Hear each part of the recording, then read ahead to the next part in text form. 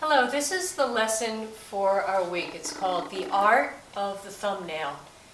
And when we last met, I gave you a packet, and it looks like this. It has a title, The Process of Creation. And I'm going to refer to this packet right now and talk about the images in the packet. All right. So this is the art of the thumbnail, and I've selected certain thumbnails by really well-known artists, and we're going to talk about them. We're going to talk about Hopper, his thumbnails for his famous painting Nighthawks.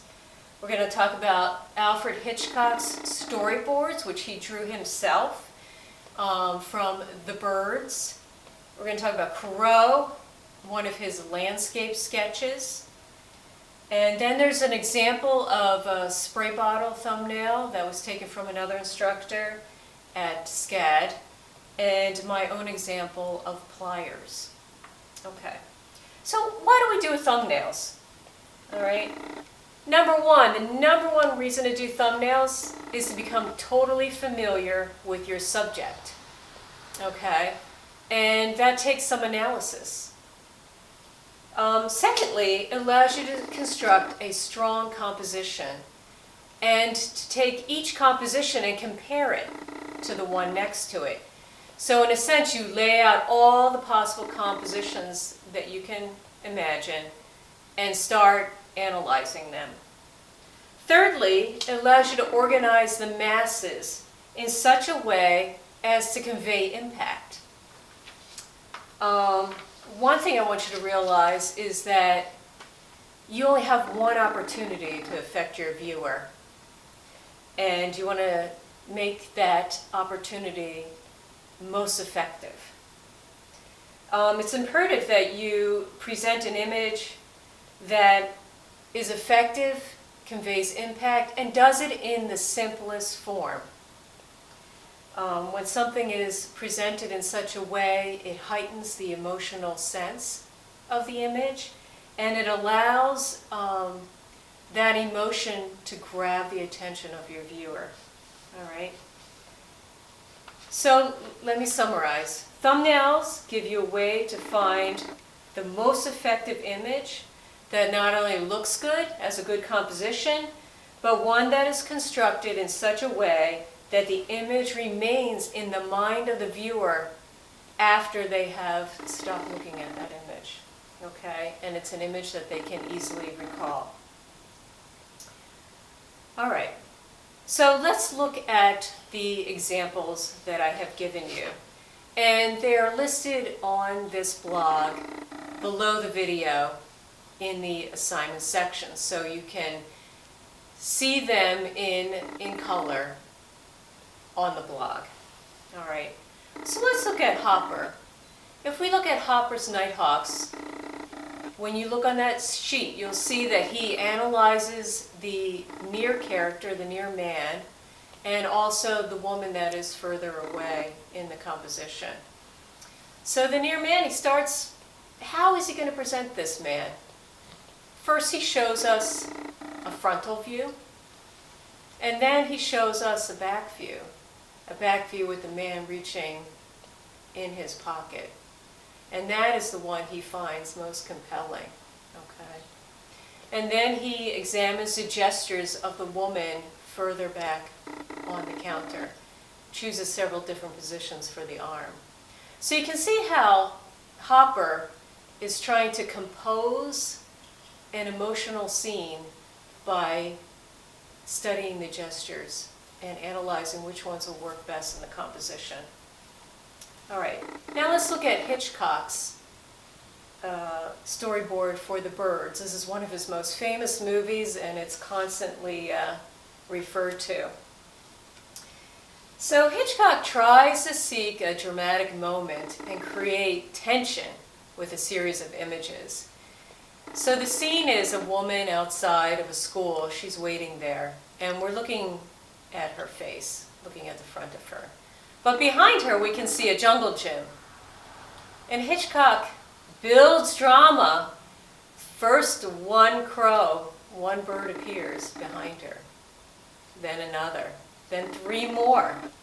And we cut back to her We see her face, see her attention in her face. She does not see the birds. Then he cuts back again, there's more birds. We get close up to the birds.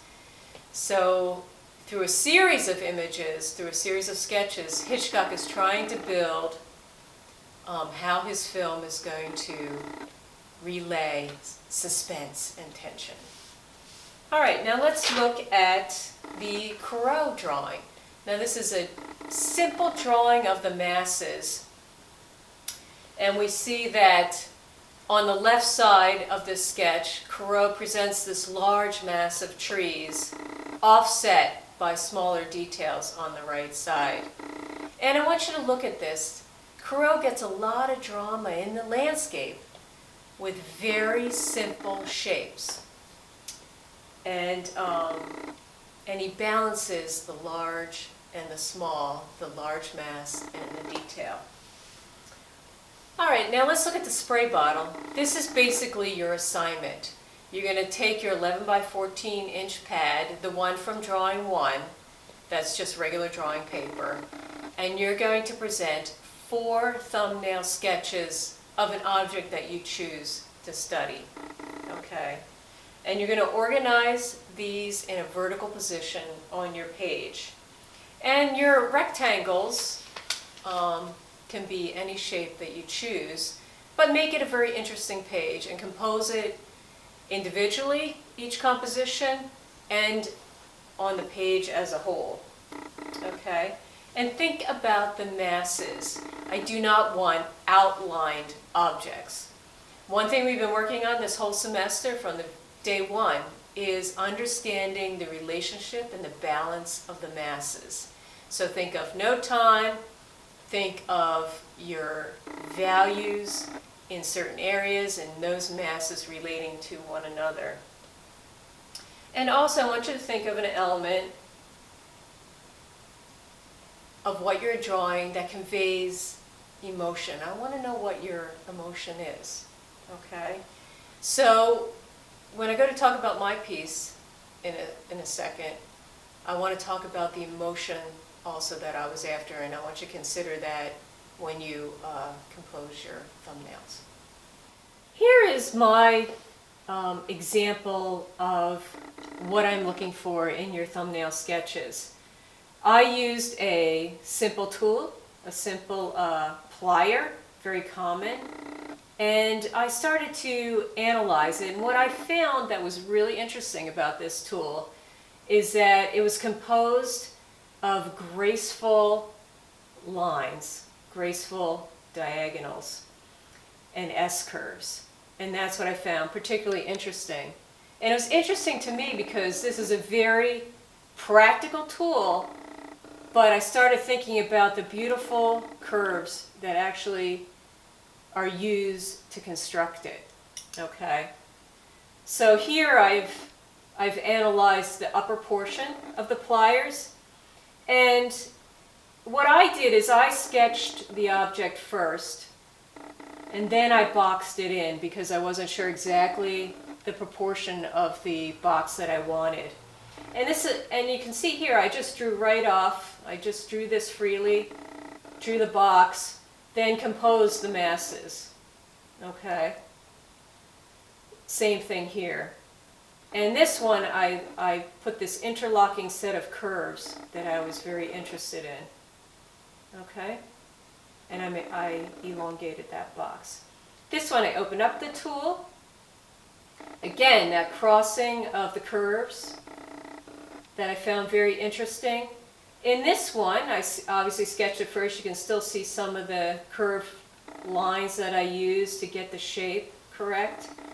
And this one, I decided to cut it very close, but then leave one of the arms of the tool coming out of the composition. Okay? So when you add the box last, you can actually add those little details, those little elements. And again, here's the interlocking curves of now the handle. Okay? And then again, I left a portion of it out.